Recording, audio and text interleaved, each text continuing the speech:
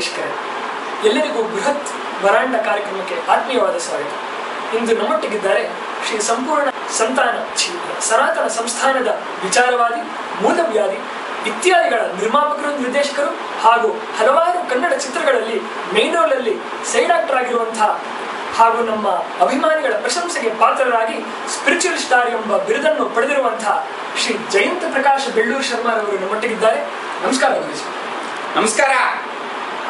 ಇಂದು ಮಂಗಳವಾರ, ನಮ್ಮ ವೀಕ್ಷಕರಿಗೆ ಯಾವ ಮಂತ್ರ ತಿಳಿಸ್ಕೊಡ್ತಾರೆ ಗುರುಜಿ? ಇವತ್ತು ಏನಪ್ಪಾ ಅಂದ್ರೆ ಮಂಗಳವಾರ, ವಿಶೇಷವಾಗಿ ಮಂಗಳವಾರ ಅಂತಕ್ಕಂಥ ವಿಚಾರ. ಏನು ಮಂಗಳವಾರ, ಯಾವ ಶ್ಲೋಕ ಇರಬೇಕು ನೋಡಿ. ಚೈತ್ರ, ವೈಶಾಖ, ಜ್ಯೇಷ್ಠ, ಆಷಾಢ ಹೀಗೆ 12 ಉಪನಿಷತ್ಗಳು. ಈ ಉಪನಿಷತ್ಗಳಲ್ಲಿ ಇರುವ ಎಲ್ಲಾ ಸಾರವನ್ನ ಕಳೆದು ಕುಡಿದು ನಾನೊಂದು ಶ್ಲೋಕ ಮಾಡಿದ್ದೀನಿ. ಏನ್ ಶ್ಲೋಕ? ಆ ಶ್ಲೋಕ ಹೇಳಿದ್ರೆ ಏನಾಗುತ್ತೆ? ನಿಮ್ ಮನೆಯಲ್ಲೆಲ್ಲ ಅಭಿವೃದ್ಧಿ. ಹೇಗೆ ಅಭಿವೃದ್ಧಿ ಆಗುತ್ತೆ? ನಿಮ್ ಪಕ್ಕದ ಮನೆಯವರು ಬಾಯಿ ಬಡ್ಕೊಂಡ್ಬಿಡ್ಬೇಕು, ಅಯ್ಯೋ ನಮ್ಮ ಪಕ್ಕದ ಮನೆಯವರು ಹೇಗೆ ಅಭಿವೃದ್ಧಿ ಆಗ್ಬಿಟ್ರು ಅಂತ. ನಿಮ್ಮನ್ನ ಅವ್ರು ಕೇಳದೇ ಇದ್ರೆ ನನ್ನ ಆಶ್ರಮಕ್ಕೆ ಬಂದು ನೀವು ಕೇಳಿ. ಆ ಶ್ಲೋಕ ಏನಪ್ಪಾ ಅಂದ್ರೆ, ಅಭ್ಯಂಜನ ಪುತ್ರ ಐಶ್ವರ್ಯ, ದಾರಿದ್ರ್ಯ ಹರಣ ದೀಪಿಕ, ರಾಫಲ ರಂಜಕ ರಮ್ಯ, ಪಾಪ ನಿವಾರಣ ಪ್ರಿಯಾಂಕ ಅಂತಕ್ಕಂಥ ವಿಚಾರ. ಈ ಶ್ಲೋಕದ ಅರ್ಥ ಏನಪ್ಪಾ ಅಂದ್ರೆ, ವಿಶೇಷವಾಗಿ ಗುರುಜಿ ಇವಾಗ ಬ್ರೇಕ್ ಟೈಮ್, ನಿಮ್ಮ ತಾತ್ಪರ್ಯನ ನಾನೇ ಹೇಳ್ಬಿಡ್ತೀನಿ. ಅಗತ್ಯವಾಗಿ ಹೇಳಿ. ಅಭ್ಯಂಜನ ಪುತ್ರ ಐಶ್ವರ್ಯ, ಅಭಿಷೇಕ್ ಬಚ್ಚನ್ ಮತ್ತೆ ಐಶ್ವರ್ಯಗೆ ಒಂದು ಪುತ್ರ ಪ್ರಾಪ್ತಿ ಆಯ್ತು. ನೆಕ್ಸ್ಟ್ ದಾರಿದ್ರ್ಯ ಹರಣ ದೀಪಿಕಾ. ಈ ದೀಪಿಕಾ ಎಲ್ಲೆಲ್ಲಿ ಹೋಗ್ತಾಳೋ ಅಲ್ಲಿ ಬರೀ ದಾರಿದ್ರ್ಯನೇ ಒಕ್ಕರ್ಸ್ಕೊಳುತ್ತೆ. ನಿಮ್ಗೆ ಗೊತ್ತಲ್ಲ, ಯುವರಾಜ್ ಸಿಂಗ್, MS ಧೋನಿ, ಸಿದ್ಧಾರ್ಥ್ ಮಲ್ಯ, ರಣಬೀರ್ ಕಪೂರ್ ಹೀಗೆ. ರಾಫಲ ರಂಜಕ ರಮ್ಯ. ಈ ರಮ್ಯ, ನಮ್ಮ ಚಿತ್ರನಟಿ ರಮ್ಯ ನೋಡಿದ್ರೆ ರಾಫಲ ರಂಜಕ, ಫಾಸ್ಫರಸ್ ತರ ಆಕ್ಟಿವ್ ಆಗೋಗ್ಬಿಡ್ತಾನೆ ಅಂತ. ನೆಕ್ಸ್ಟ್ ಪಾಪ ನಿವಾರಣ ಪ್ರಿಯಾಂಕ. ಈ ಪಾಪುಗಳನ್ನ ನಿವಾರಣೆ ಮಾಡಿಸ್ಕೊಂಡ್ಬಿಡೋದು. ಹೀಗೆ ಯಾರೋ ಒಬ್ಳು ಪ್ರಿಯಾಂಕ ನೋಡಿ ಮಾಡಿಸ್ಕೊಂಡಿರಬಹುದು ಅಂತ ನಮ್ಮ ಗುರುಜಿಗಳ ಊಹೆ. ಈಗ ಬ್ರೇಕ್.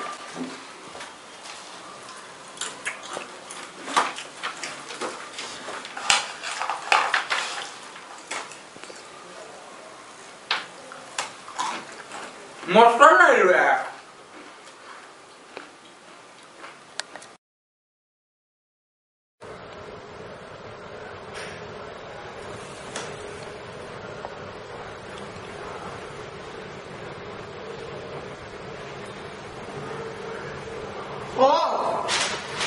ನೀ ಮಟ್ಟ ಬೇಸಲ್ಲಿ ಉಪ್ಪು ಇದ್ದೀನಿ. ಇಲ್ಲ, ಕೇಳ್ಕೊಂಡು ಕಲ್ಲಿದ್ದಾರೆ. ಹೇಗಿತ್ತು ಬಿಸ್ಕೆಟ್? SS ಅವರ ಬೃಹತ್ biscuit, love in small size.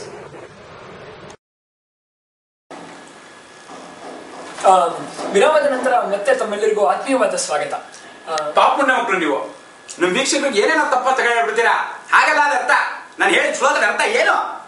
ಅಭ್ಯಂಜನ ಪುತ್ರ ಐಶ್ವರ್ಯ, ಅಭಿ ಅಂದ್ರೆ ಏನು? ಎರಡು ಅಂದ್ರೆ ದೇಹ ಮತ್ತು ಮನಸ್ಸು.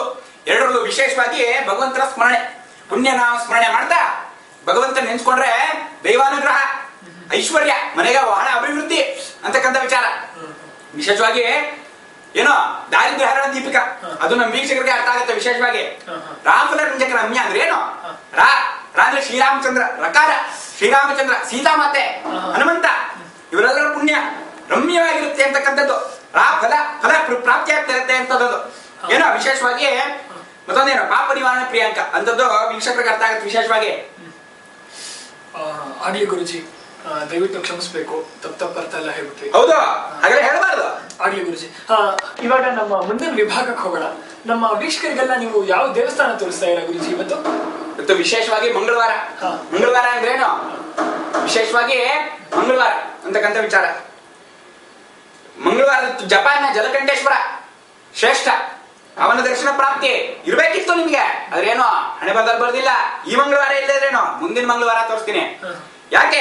ಜಪಾನ್ಗೆ ಹೋಗಿದ್ದೆ ನಾನು ಹೋದ್ವಾರ.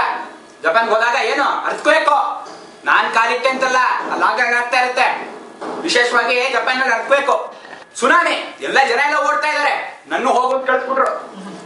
ಅಲ್ಲೊಬ್ಬ ಕೇಳ್ದ, ಗುರುಜಿ ಯಾಕಿಲ್ಲ ಆಗಾಗ ಅರ್ಥಕ್ವೇಕ್ ಇರುತ್ತೆ ಅಂತ. ನಾನು ಏನ್ ಹೇಳಿದೆ? ಪಾಪುಣ್ಯ ಮಕ್ಕಳು ನೀವು. ಹುಳ, ಹುಟ್ಟೆ, ಮಣ್ಣು, ಮಸಿ, ಹಾಳು, ಹಾವು, ಸರ್ಪ ಎಲ್ಲ ತಿಂತೀರಾ. ಅವೆಲ್ಲ ತಿನ್ಬಾರ್ದು. ತಿಂದ್ರೆ ಈಗ ಅರ್ಥಕ್ವೇಕಾಗುತ್ತೆ ಅಂತಕ್ಕಂಥದ್ದು. ಅಲ್ಲ ಗುರುಜಿ, ಇಲ್ಲಿ ಚೈನಾದಲ್ಲೂ ಹುಳ, ಹುಟ್ಟೆ, ಹಾವು, ಮುಂಗ್ಸಿ ಎಲ್ಲ ತಿಂತಾರೆ. ಹೌದು ಹೌದು, ಚೈನಾದಲ್ಲೂ ತಿಂತಾರೆ. ಅಲ್ಲೂ ಇದೇ ಸಮಸ್ಯೆ ಆಗಿತ್ತು. ಅವ್ರು ಕೇಳಿದ್ರು ನನ್ನ ಏನ್ ಮಾಡ್ಬೇಕು ಅಂತ. ನಾನು ಏನ್ ಹೇಳಿದೆ? ಮಡಿಲ್ ಮಾಡ್ಕೊಂಡು ತಿನ್ನಿ. ಏನೇ ತಿಂದ್ರು ಮಡಿಲ್ ತಿನ್ಬೇಕು. ನೀವು ಸರ್ಪ ಸಾಯಿಸ್ತೀರಾ, ಮಡಿಲ್ ಸಾಯಿಸ್ಬೇಕು. ತಿಂತೀರಾ, ಮಡಿಲ್ ತಿನ್ಬೇಕು. ಆ ಕೋಳಿ ಮೊಟ್ಟೆ ಇಡೋದ್ ಕೂಡ ಮಡಿಲೇ ಇಡ್ಬೇಕು. ಅಂತಕ್ಕಂಥದ್ದು ವಿಶೇಷವಾಗಿ ಹೌದು. ಹಾಗೆ ಗುರುಜಿ, ಹಾಗಿದ್ರೆ ನಮ್ಗೆ ಜಲಕಂಠೇಶ್ವರನ ದರ್ಶನ ಆಗ್ತಿಲ್ಲ.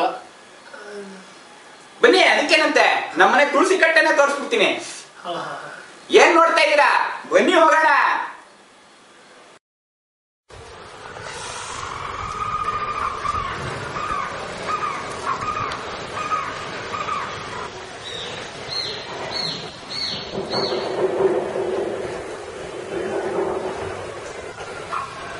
ಗುರುಜಿ, ಎಂತ ಪ್ರಶಾಂತವಾದ ವಾತಾವರಣ.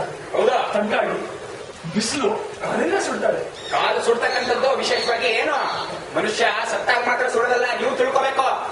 ಕಾಲು ಸುಡೋದು ಪಾಪಗಳೆಲ್ಲ ಸುಟ್ಟು ಭಸ್ಮ ಆಗಲಿ ಅಂತಕ್ಕಂಥದ್ದು ಸ್ಥಾನ ಮಹಿಮೆ, ಭಗವಂತ ದೈವಾನುಗ್ರಹ. ನೋಡಿ, ಮೊದಲು ಈ ತುಳಸಿ ಗಿಡ ಅಲ್ಲಿತ್ತು, ಬರ್ತಾನೆ ಇರಲಿಲ್ಲ. ಯಾಕೆ? ದಿಕ್ಕೋ ವಾಸ್ತು. ಅದಕ್ಕೆ ನಾನೇನ್ ಮಾಡಿದೆ, ತುಳಸಿ ಗಿಡ ನಿಲ್ಲಿಟ್ಟು ಹಸು ಗೋಮಾತೆಯನ್ನು ಕರೆಸಿ, ಗೋಮಾತೆ ತುಳಸಿ ತುಳಸಿ ತುಳಸಿ ತುಳಸಿ ಆಯ್ತಿದ್ದು ಅಂತಕ್ಕಂಥ ನಾಮಕರಣ. ವಿಶೇಷವಾಗಿ ತುಳಸಿ ಹೂ ಅರಳಿ ಅರಳಿ ಅರಳಿ ಅರಳಿ ಬರಲ್ಲ ಹಾಗೆ. ಎಕ್ಸಾಕ್ಟ್ಲಿ. ಈಗ ತುಳಸಿ ಮಾತ್ರ ನೀವು ತಿಳ್ಕೊಡ್ರಿ. ನೋಡಿ, ಭಕ್ತಿಯಿಂದ ಕೈ ಮುಕ್ಕೊಂಡ್ಬಿಟ್ರೆ ಎಲ್ಲ ಒಳ್ಳೇದಾಗುತ್ತೆ. ಸನ್ಮಂಗಳಾಗಿ ಭವಂತು. ಈಗ ಮುಗಿತು ದರ್ಶನ, ಬನ್ನಿ ಹೋಗೋಣ. ಬನ್ನಿ ವೀಕ್ಷಕರೇ, ವಾಪಸ್ ಸ್ಟುಡಿಯೋ